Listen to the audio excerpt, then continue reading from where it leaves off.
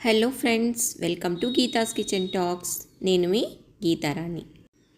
పిల్లలు మన ముందే చిన్న చిన్న అడుగులు వేసుకుంటూ మన వెనకాల తిరుగుతూ పెద్దవాళ్ళు అయిపోయి పెళ్ళిళ్ళు చేసుకుని వేరే చోట ఉంటుంటే క్రమక్రమంగా దూరం పెరిగిపోతుందేమో అనిపిస్తుంది.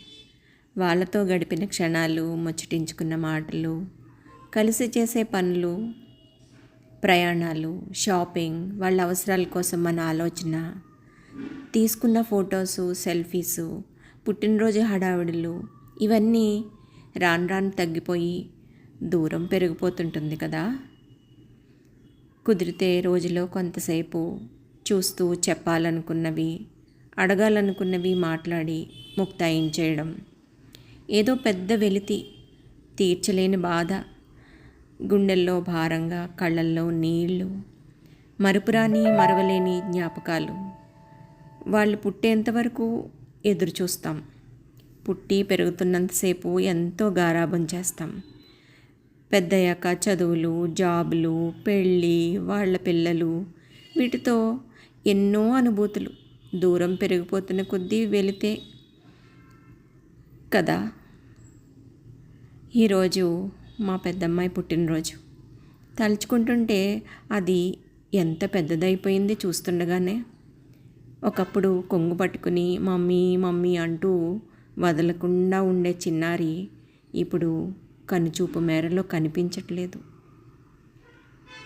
ఒకప్పుడు ఫోన్ నిండా ఎన్నెన్నో సెల్ఫీలు.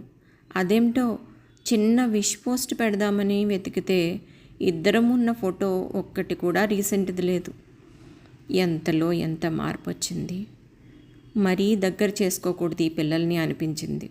అందులోనూ ఆడపిల్లల్ని కళ్ళల్లో పెట్టుకుని పెంచి దూరం చేసుకోవడం, అది యాక్సెప్ట్ చేయగలగడం ఎంత కష్టమో కదా.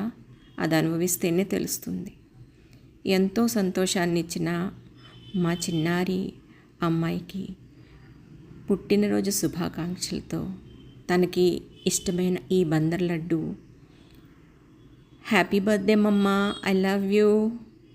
మీరు ఎప్పటికీ సంతోషంగా సకల సౌభాగ్యాలతో తొలుతూగాలని ఆకాంక్షిస్తూ మీ అమ్మ. నువ్వు ఎంత పెద్దవైపోయినా నా కళ్ళల్లో మాత్రం చిన్ని పాపాయిలాగే ఉంటావు. I love you mama. This is for you.